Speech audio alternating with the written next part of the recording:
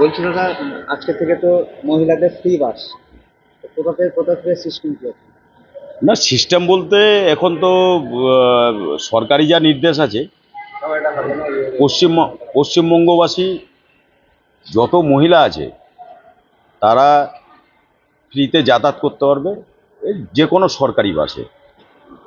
Private বাসের কথা তো সরকার ঘোষণা করেন। ঘোষণা করেনি। সরকারি বাসে তারা যে কোনো জায়গায় ফ্রিতে যাতায়াত করবে, এবং তার জন্যে যে কোনো একটা আইডি প্রুফ থাকলেই হবে তার কাছে। যতগুলো সরকার নির্দেশিকা দিয়েছে সেইভাবে একটা আইডি প্রুফ থাকলেই। আধার কার্ড ও ভোটার কার্ড যে কোনো। আধার কার্ড, ভোটার কার্ড, কারোর যদি প্যান কার্ড। এই মুহূর্তে ভুলে গেছে, হয়তো মানবিকতার খাতিরে কন্ট্রাক্টর দেখলো তার স্বামীর কাছে আধার কার্ড আছে, সেও ওয়েস্ট বেঙ্গলবাসী, তারও ঠিক। মোবাইলে ছবি থাকলে তো হবে। হ্যাঁ, মোবাইলে ছবি থাকলে, দেখুন, সরকারি নির্দেশিকা অনুযায়ী তো আপনার মোবাইলের ছবিটা নিজের কাছে। আধার কার্ড একটা পরিচয়পত্র, সরকার যখন এত সুবিধা দিচ্ছে, তো আমি এইটুকু করতে পারি না? আমরা সবাইকে রিকোয়েস্ট করছি, এখানে বোঝাচ্ছি যে আপনারা একটু একটা আইডেন্টি কার্ড। আইডেন্টি কার্ড আপনারা একটু রাখবেন। তারপরে তো সরকার আপনার কার্ড দেবেই, পিঙ্ক কার্ড যেটা নির্দেশিকা জারি করেছে সেটা দেবে। কিভাবে দেবে সেটা সকলের হাতে চলে আসবে, তখন তো আর কোনো সমস্যাই নাই, একটা কার্ডেই হয়ে যাবে। কি নাম দাদা আপনার? আমার নাম সঞ্জয় ঘোষ। আপনি? আমি বিএমএস এর ভারতীয় মজদুর সংঘ উত্তরবঙ্গ রাষ্ট্রীয় পরিবহন কর্মচারী সংঘের সহ সম্পাদক।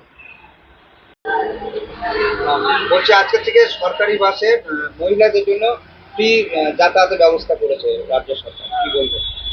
খুব ভালো প্রয়াস। তবে প্রত্যেকের যে অনেক বেশি ভাড়া দিয়ে এদিক ওদিক যাওয়াটা অসুবিধে হয় সেটা থেকে মুক্তি পাবে। যারা চাকরি করে, ওয়ার্কিং লেডি, তাদের যে অসুবিধেটা হয় না, যারা গৃহবধূ তাদের তো অনেকটাই অন্য হাজবেন্ডের ওপরে বা বাবার ওপরে নির্ভর করতে হয়। সেক্ষেত্রে খুব ভালো একটা প্রয়াস হোক। আমি ধন্যবাদ জানাই নতুন সরকারকে, এ ধরনের মহিলাদের কথা ভেবে এই কাজটা এগিয়ে যাতে আমরা ঠিকমতো নিয়ে যেতে পারি সেদিকেও বলবো যে আমাদেরকেও সহযোগিতা করতে হবে মহিলাদেরকে, যাতে কাজটা ঠিকমতো এগিয়ে যায়। অবশ্যই ধন্যবাদ এই এরকম মহিলাদের কথা ভেবে এই নতুন একটা প্রয়াস চালু করার জন্য। কি নাম আপনার?